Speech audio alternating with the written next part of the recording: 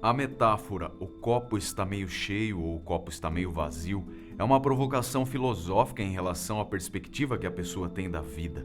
Uma percepção do copo estar meio cheio indica positividade e otimismo quando predomina na pessoa aquela certeza de que tudo vai dar certo.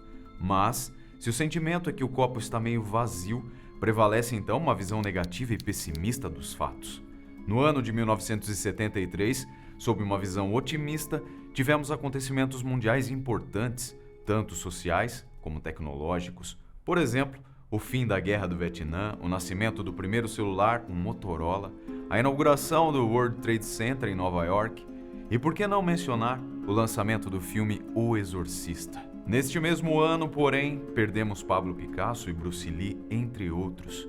Contudo, nós que somos abduzidos pelas histórias investigativas e de mistério, o que pode nos interessar especialmente é que esse ano tem reservado 3 relatos criminais insólitos ocorridos no nosso país, famosos e muito solicitados por vocês aqui no canal. Sequestro e morte de Araceli Cabreza Sanches Crespo, de 8 anos, sequestro de Carlos Ramírez da Costa, o Carlinhos, de 10 anos, e o sequestro e morte de Ana Lídia Braga, de 7 anos.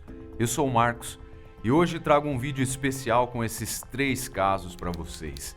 Se curtir, deixe seu like, ative o sino das notificações e vamos aos fatos.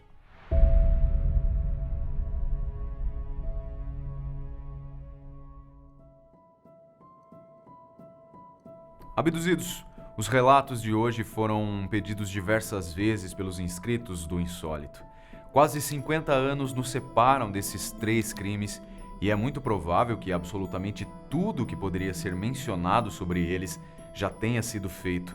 Inúmeras reportagens, documentários e livros relataram a breve vida dessas vítimas e apontaram os suspeitos pelas suas mortes, pressupondo-se que o menino também tenha morrido após o sequestro. Histórias de violência e impunidade que em 1973 tiraram Araceli, Carlinhos e Ana Lídia do anonimato banal de suas infâncias e os transformaram em personagens imortais do universo de True Crime. Assim, respeitando a ordem cronológica dos casos, seguem os principais acontecimentos.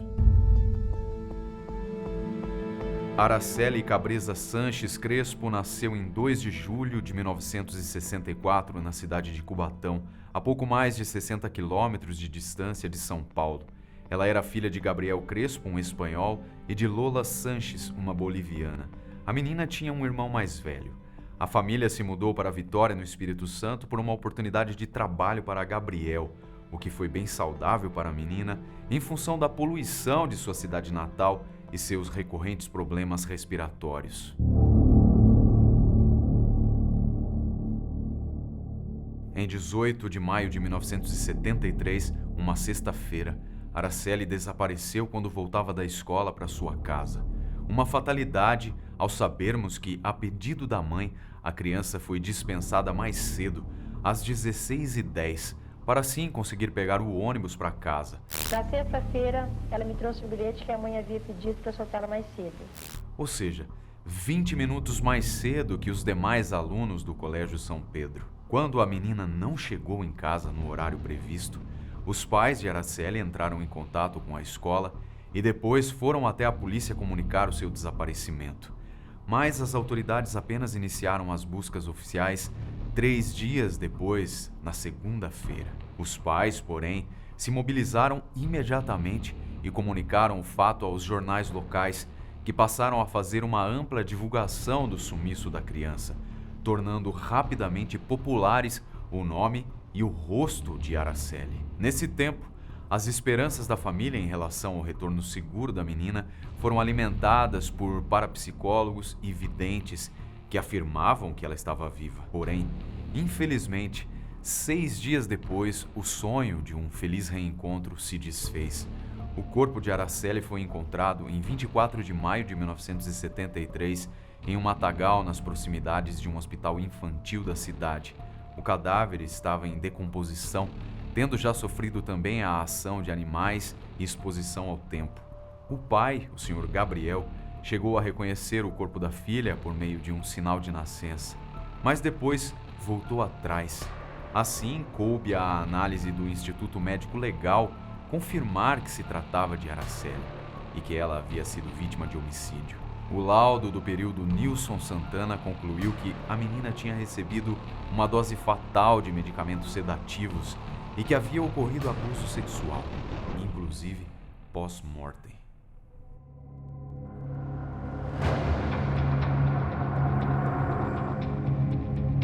As investigações localizaram testemunhas que viram Araceli após a saída da escola, parada no cruzamento das avenidas Ferreira Coelho e César Hilal, em frente a um bar, acariciando um gato. Posteriormente, 3 suspeitos foram apontados: Paulo Constantin Hilal, de 27 anos, Dante Barros Michelini, de 53, e Dante Barros Michelini Júnior, o Dantinho, com 23 anos.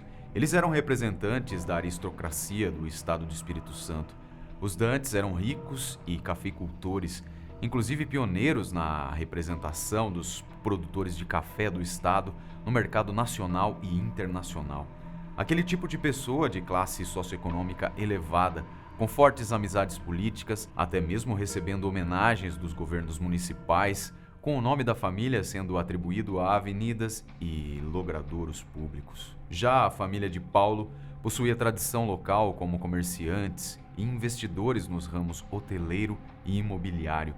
De acordo com a tese da acusação, Araceli foi raptada por Paulo pouco depois de ter sido vista na frente daquele bar, onde era o seu ponto de ônibus. Então, ela foi levada até o bar franciscano na praia do Camburi, de propriedade de Dante Michelini. Nesse local, supostamente, a menina foi mantida viva em cárcere privado durante 72 horas.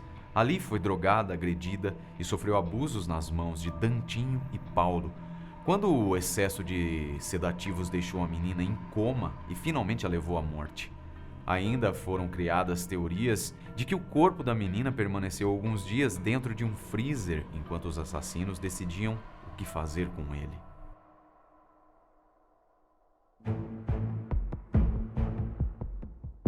Outras acusações pesaram sobre os 3 suspeitos, associadas ao tráfico de influência. Isso pelas suas conexões com a polícia local, que teria sido negligente nas investigações e protegido os envolvidos no crime. Inclusive, José Louzeiro, jornalista e escritor do livro Araceli, Meu Amor, de 1976, apresentou os fatos sob uma ótica jornalística investigativa, em um momento próximo ao crime, onde ficou patente a força dos advogados de defesa dos jovens ricos. Pois bem, durante o inquérito, pipocaram denúncias de subornos a policiais, álibis falsos e até morte de 4 testemunhas envolvidos no caso. Recebi 2 propostas, uma do senhor Dante Michelini diretamente para que eu subornasse uma das principais testemunhas do processo, o ex-motorista da família, Bertoldo Lima. Logo em seguida, um cidadão chamado Antônio Rode, que atualmente é genro do senhor Dante Michelini, me ofereceu um cheque de 100 mil cruzeiros para que com ele eu arranjasse 2 pistoleiros para assassinar o deputado Clério Vieira Falcão, o principal acusador do caso Araceli. Fortunato Piscin, de 17 anos, que morreu no mesmo dia em que o corpo de Araceli foi encontrado, em cuja casa supostamente foram encontradas provas da autoria dele no crime. Jorge Michelini, irmão de Dante, que foi visto várias vezes na companhia de Lola, a mãe de Araceli, no bar franciscano. José Homero Dias, sargento da PM, que foi executado covardemente em uma ação policial realizada para prender 2 traficantes suspeitos do cometimento do crime. José Paulo dos Santos, traficante conhecido como Paulinho Bocanegra, e suposto responsável pelo crime junto com seu comparsa Capetinha. Em 1977, o caso finalmente foi levado à justiça comum e não encaminhado para o tribunal do júri, após ter sido enquadrado como um sequestro que acabou em morte, ou seja, como um crime menor. O juiz Hilton Cille acatou a tese de acusação e se disse convencido de que estava provada a materialidade e a autoria do crime. Assim, Dantinho e Paulo foram condenados a 18 anos de prisão e Dante a 5 anos, além do pagamento de 18 mil cruzeiros de multa. A poderosa família Michelini recorreu imediatamente da decisão, conseguindo impedir as prisões. Com isso, as investigações foram retomadas e 5 anos depois, o juiz Paulo Copólio, baseado na sua leitura dos 39 volumes do processo, anulou a condenação e os 3 homens ficaram em liberdade.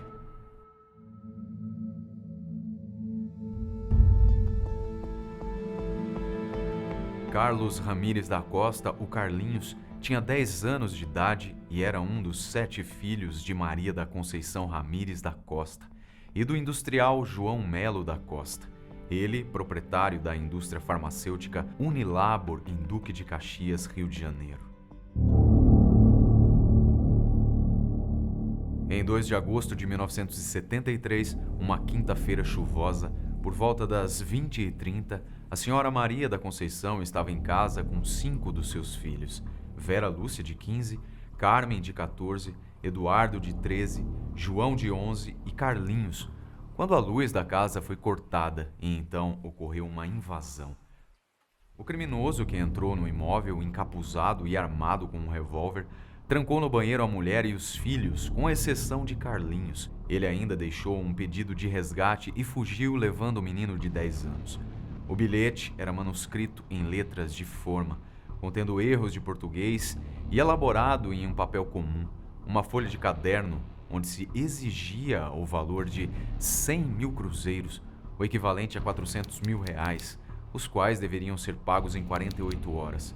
João Melo, o pai que estava fazendo uma entrega em Copacabana, chegou ao local pouco depois. Com ele estavam seus outros filhos, Luciana, de 3 anos, e Roberto, de 8, e o seu funcionário, Abel Alves da Silva. Consta que João e Abel ainda perseguiram o sequestrador, que pulou um muro e entrou em um matagal, junto com a criança. Foram eles que, na sequência, comunicaram o sequestro aos policiais militares. O tal bilhete continha instruções para o pagamento do resgate e foi divulgado pela imprensa, o que se supõe espantou os sequestradores, que não compareceram ao local previsto para a receptação do dinheiro. O sequestrador deixou este bilhete. Aqui o preço do resgate, 100 mil cruzeiros. Que possibilitaria a volta do menino à sua família. Muitas das informações publicadas na época nos parecem incoerentes e contraditórias. Mas até que ponto elas foram realmente exploradas pelos investigadores, só poderíamos dizer se tivéssemos acesso ao imenso processo. Por exemplo, Abel Alves da Silva, o empregado que estava presente na noite do sequestro, declarou ter visto Carlinhos e o criminoso entrarem em um táxi Volkswagen vermelho de 4 portas, parado próximo à casa do menino, e que o veículo teria partido logo em seguida. Porém, ele relatou também que havia visto um desconhecido descer do táxi e entrar no matagal. Aquele homem supostamente perseguido por ele e pelo seu patrão. Maria da Conceição e os filhos negaram ter visto um táxi perto da casa quando o sequestrador saiu com o menino. Mas, se eles estavam trancados no banheiro, como poderiam ver? Além disso, ao avisar os policiais sobre o caso, Abel apresentou-se como vizinho de João Melo, quando na verdade era empregado e residia em Duque de Caxias, Baixada Fluminense. Logo após os fatos e ao longo das próximas 5 décadas, várias falsas notícias sobre o menino ter sido encontrado foram divulgadas. Em anos recentes, até testes de DNA foram realizados. Porém, nunca correlacionando com o sucesso os supostos restos mortais ou pessoas ao menino desaparecido em 1973.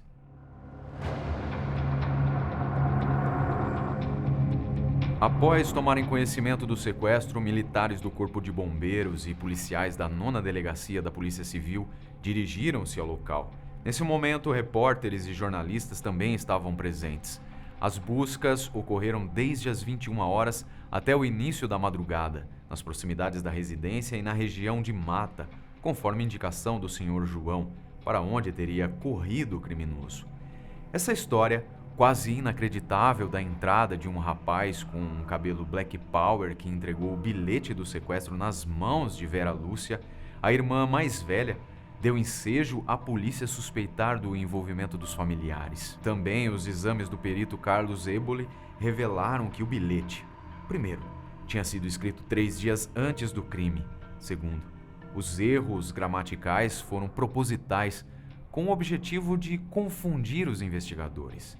Para o jornalista Celso de Martins Siqueira, que foi a primeira pessoa a chegar ao local do sequestro e que acompanhou todo o caso, Maria da Conceição, a mãe, exibiu um comportamento extravagante no curso das investigações, se tornando a principal suspeita do crime. No dia 4 de agosto, respeitando as instruções, João Melo deixou um pacote que continha dinheiro misturado com papéis picados no local indicado. Policiais disfarçados e alguns jornalistas ficaram nas proximidades com o objetivo de identificar quaisquer suspeitos. Porém, ninguém apareceu para recuperar o resgate. O suposto sequestrador fez novo contato por meio do número colocado à disposição da população 50 anos atrás. Lembrem-se, e marcou um novo local e uma nova data para a entrega do dinheiro, que então deveria ocorrer no portão 18 do estádio do Maracanã. Assim, foi organizado um forte esquema policial, porém, ninguém apareceu e nunca mais houve contato da parte dos sequestradores. Isso levou a polícia a concluir que a motivação do crime não era o dinheiro. Muitas outras pessoas foram interrogadas e investigadas. Vejam algumas. Os diretores da clínica médica vizinha à casa de Carlinhos, pois eles haviam oferecido 60 mil cruzeiros para comprar o imóvel, o que foi encarado pela polícia como um possível motivo para o crime. Kleber Ramos, que trabalhava nessa tal clínica e teria sido contratado para cometer o crime a fim de forçar a venda do imóvel. Quem o denunciou foi Vera Lúcia, irmã de Carlinhos, que ficou face a face com o sequestrador. Contudo, o homem possuía um álibi, reforçado pelo depoimento de uma pessoa. Com isso, após 3 dias de detenção, ele foi solto com um habeas corpus. José da Silva, um mecânico amigo da família que algum tempo antes teve problemas com João Melo por causa de um financiamento em atraso em que o pai de Carlinhos era seu avalista. Contudo, ele não foi reconhecido pela família como o sequestrador. Raimundo Pereira Lulu, um homem que supostamente era interessado romanticamente na mãe da vítima. Nesse caso, Raimundo teria elaborado uma vingança por ter sido rejeitado por Maria da Conceição.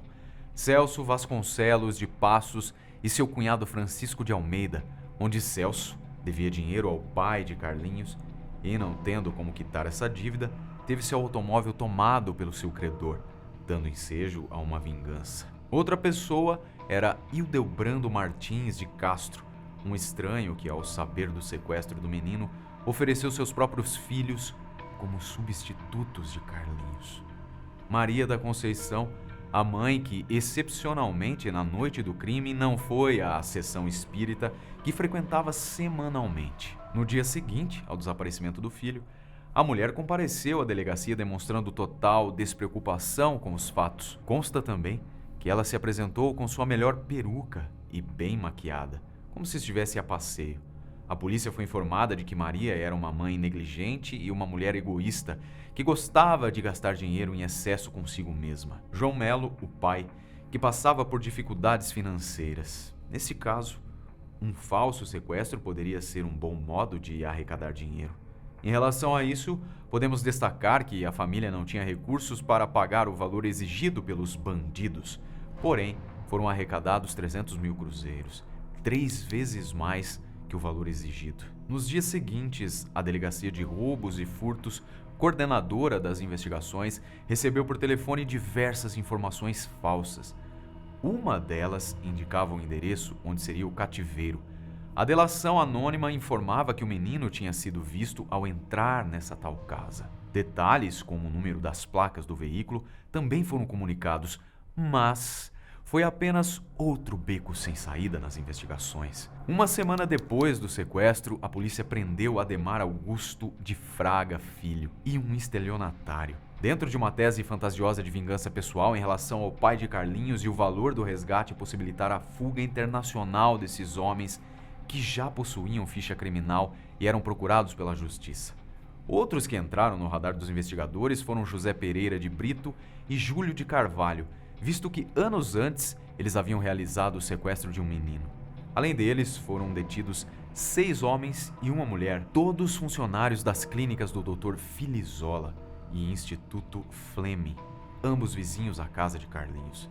Na ocasião, uma moça funcionária de João Melo e parente da funcionária detida confessou ser a autora intelectual do sequestro e ter fornecido o papel utilizado para o bilhete. Nessa versão do crime, ela utilizaria o dinheiro para cobrir um desfalque financeiro na empresa. Contudo, as investigações provaram que tudo isso era irreal. E finalizamos essa parte da história com a confissão do assaltante Adilson Cândido da Silva, em janeiro de 74, que alegou ter sequestrado o menino a mando do pai, e que ele estava morto e seu corpo tinha sido lançado ao mar. Uma ossada recuperada 6 meses depois do crime passou por análises forenses, porém não era Carlinhos. Ou seja, nenhuma prova. O texto do bilhete parecia ter saído de uma história de ficção.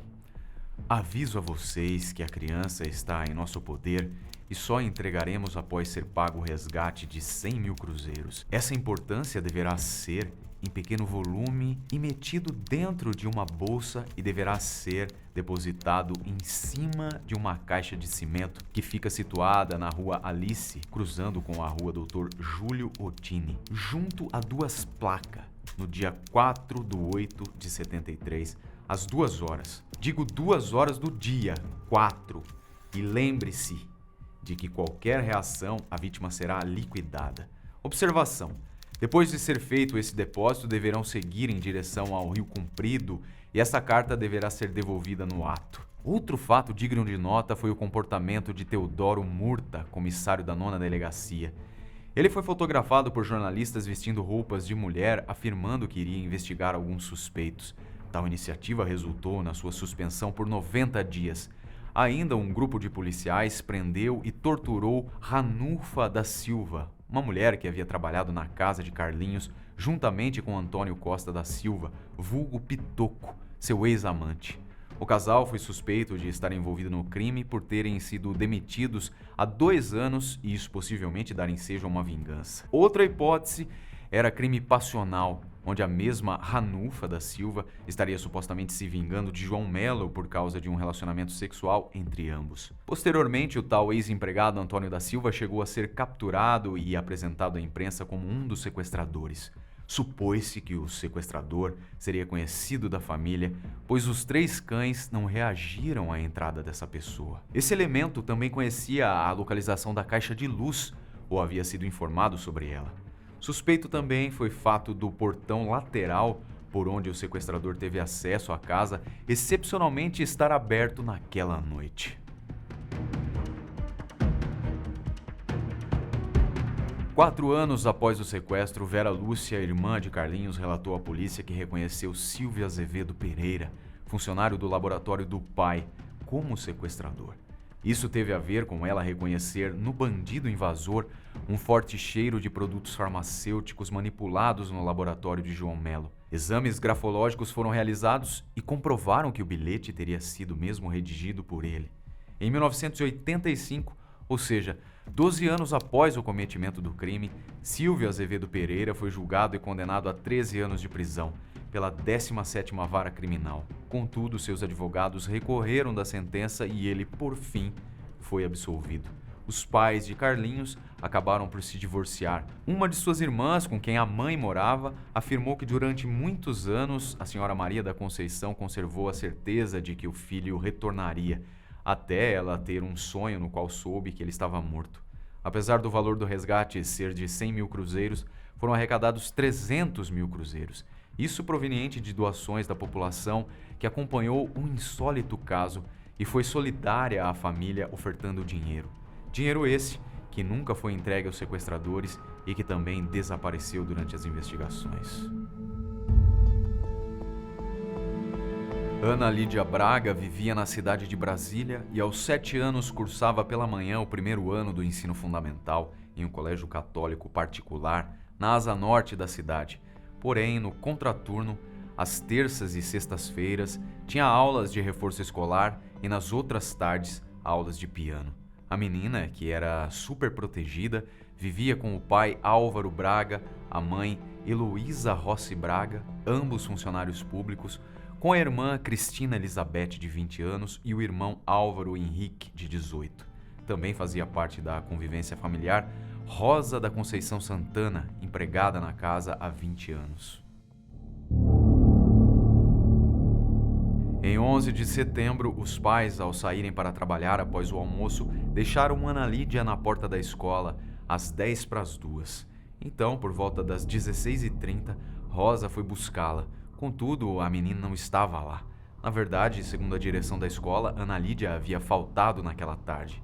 Então, com a confirmação dos pais de que efetivamente ela tinha sido deixada na entrada do colégio, se pôde entender o tamanho do problema, pois ela estaria desaparecida há algumas horas. Pessoas, mais tarde, disseram que Ana Lídia não chegou realmente a entrar no prédio da escola, pois um homem a interceptou nos jardins, alguém que a menina certamente conhecia e que ela acompanhou com tranquilidade. Naturalmente, os pais, a empregada, funcionários da escola e da vizinhança iniciaram as buscas, ao mesmo tempo em que a 2ª Delegacia de Polícia foi designada para conduzir as investigações, mobilizando também outras instituições. Para se ter noção, até mesmo o trem com destino a São Paulo, que partia às 19h30 daquele dia, saiu com atraso em função da revista realizada nos passageiros. Infelizmente, às 12 horas do dia seguinte, agentes da Polícia Civil localizaram o corpo desnudo de Ana Lídia, parcialmente enterrado em um terreno da Universidade de Brasília. O laudo do Instituto de Medicina Legal atestou que a morte se deu por asfixia, provavelmente provocada por sufocação, ao ela ser enterrada viva. Isso entre as 4 e as 6 horas do próprio dia 12, ou seja, horas antes dela ser encontrada. A menina havia sido vítima de agressões e abusos sexuais, mesmo pós-morte. O fato dos seus cabelos terem sido cortados curtos, como os de um menino, talvez indicassem a tentativa de dissimular a identidade dela. Inesperadamente, às 7:45 da noite, após os pais notificarem o desaparecimento de Ana Lídia, o delegado-chefe José Ribamar Moraes recebeu um telefonema anônimo pedindo 2 milhões de cruzeiros pelo resgate da menina. Quando ela foi colocada ao aparelho, chorou e chamou pela mãe. Às 20 horas, jogado em uma calçada, se encontrou o estojo de lápis de Ana Lídia. Nesse mesmo dia, em um supermercado próximo ao apartamento da família Braga, foi deixado para o pai da menina um envelope manuscrito com um pedido de resgate no valor de 500 mil cruzeiros. As instruções eram para o dinheiro ser deixado próximo à ponte do Bragueto, em 72 horas. A polícia ainda localizou os cadernos da menina, jogados próximos ao grupamento de fuzileiros navais. A boneca Suzy, que ela levava para a escola, posteriormente foi encontrada pela filha de um fuzileiro naval, mas a mochila e as roupas nunca apareceram. Em relação às testemunhas oculares do sequestro, que ocorreu em plena luz do dia em um lugar público, os principais depoimentos foram Benedito Duarte da Cunha, de 31 anos, jardineiro da escola, que reconheceu Álvaro, o irmão, como o homem que tinha levado Ana Lídia, quando ambos saíram tranquilamente pelo portão lateral da escola. Diva Aparecida dos Anjos, de 32 anos, dona de casa, que ao lavar roupas no quintal, vê passar na rua a menina bonita loira, de cabelos até os ombros, levando uma mochila às costas. Ana Lídia caminha normalmente, seguida por um rapaz de estatura um pouco abaixo da média e cabelos ondulados. Tomé Marcelo da Cunha, de 9 anos, sobrinho do jardineiro Benedito, repara quando Ana Lídia e o homem entram num táxi, um Fusca vermelho, e seguem na direção da Universidade de Brasília. Nair Gomes Pinto, de 13 anos, aluna da escola que conversou com a menina naquele dia e perguntou se ela não estudava de manhã. Ana Lídia respondeu que sim e explicou sobre as aulas de reforço. Nair também contou não ter visto mais ninguém no banco de trás do carro dos Braga, informação que contradizia o álibi de Álvaro. Para a polícia, as suspeitas recaíram rapidamente sobre ele, Álvaro Henrique, o irmão de 18 anos. Primeiramente pelo fato de a menina ter sido levada de maneira pacífica, certamente por alguém que ela conhecia e confiava, também pela descrição física e das roupas utilizadas pelo sequestrador. Pesava sobre o irmão acusações anteriores de envolvimento com drogas e suspeitas de que ele estaria devendo para traficantes. Então, o sequestro da irmã seria uma forma de quitar suas dívidas. Em depoimento à polícia, Álvaro Henrique apenas confessou ter consumido drogas de maneira ocasional e que a necessidade súbita que teve de dinheiro nada tinha a ver com traficantes, mas era ligada ao pagamento de um aborto feito pela namorada. No local onde o cadáver da menina foi encontrado, foram identificadas marcas de pneus de moto, compatíveis com a Yamaha 100 cilindradas que ele usava. Embora os pais tenham fornecido um importante álibi, afirmando que o filho estava no banco de trás do veículo quando deixaram Ana Lídia na escola, tanto o jardineiro quanto o sobrinho dele, como vocês devem se lembrar, disseram que não havia ninguém mais no carro, além do casal. Os suspeitos do crime foram o irmão da menina, Álvaro Henrique Braga, que, junto com a namorada Gilma Varela de Albuquerque, teria vendido Ana Lídia a traficantes. Estariam envolvidos os filhos de 2 políticos importantes, membros da alta sociedade brasiliense, Alfredo Buzaide Júnior, vulgo Buzaidinho, filho do então ministro da Justiça Eduardo Ribeiro Rezende, filho de um senador, dono do sítio onde ocorreu o cativeiro de Ana Lídia. E por último, o tal Raimundo Lacerda Duque, conhecido traficante de drogas de Brasília. O principal suspeito do assassinato era Buzaidinho, que não compareceu para depor, sendo representado pelo seu advogado. Posteriormente, ele respondeu às acusações por meio de uma carta precatória quando foi morar em São Paulo, sempre negando sua autoria no crime. O depoimento-chave que o desligou do crime foi o do motorista da família, que alegou que no dia do crime ele levou o rapaz ao médico. Quando os outros 3 suspeitos foram chamados para depor, eles negaram qualquer envolvimento com o assassinato. A morte de Ana Lídia chegou a ir ao tribunal do júri, mas os suspeitos foram absolvidos por falta de provas em 1975. Buzaidinho morreu em um acidente de carro em 75 aos 19 anos, quando voltava de Ponta Grossa, no Paraná. Na época, jornalistas chegaram a insinuar que a morte tinha sido forjada para tirar o jovem de circulação, mas em 86, uma exumação comprovou a identidade do corpo sepultado. Rezendinho deu um tiro no próprio ouvido em 1990, aos 40 anos, no seu apartamento em Vitória, no Espírito Santo. Duque faleceu em 2005, após complicações causadas pelo alcoolismo. O único suspeito vivo é Álvaro Henrique, que algumas fontes declaram que atualmente vive no Rio de Janeiro, onde atua profissionalmente como médico. Em 11 de setembro de 93, o crime da morte de Ana Lídia Braga prescreveu, sem punir nenhum culpado. E assim, então, meus caros abduzidos, chegamos ao fim desse panorama dos 3 casos criminais mais conhecidos de 1973. E eles, claramente, possuem vários elementos em comum. Não concordam? Contudo, a marcante impunidade dos criminosos que também aproxima esses relatos não pode ser atribuída à ausência de recursos tecnológicos na época ou à falta de evidências forenses. O que prevaleceu aqui, para a não resolução dos crimes, foi a pequenez do caráter de muitos dos envolvidos nos casos, pessoas ligadas direta ou indiretamente às investigações e aos processos, ou seja, uma extensa lista de mentirosos, gananciosos, oportunistas e hipócritas. Então, somente para aqueles que acreditam na justiça divina, existe a certeza de um acerto de contas pelas vidas roubadas de Araceli, Carlos e Ana Lídia. Espero que vocês tenham apreciado o conteúdo de hoje. Em relação a outros aspectos importantes do caso Ana Lídia Braga, incluindo a censura imposta naquele período pelo governo militar, recomendo a vocês assistirem ao recente vídeo dedicado exclusivamente a ela, realizado pelo meu amigo Daniel do Paralelo Metafórico. Muito obrigado por assistir e até o próximo vídeo.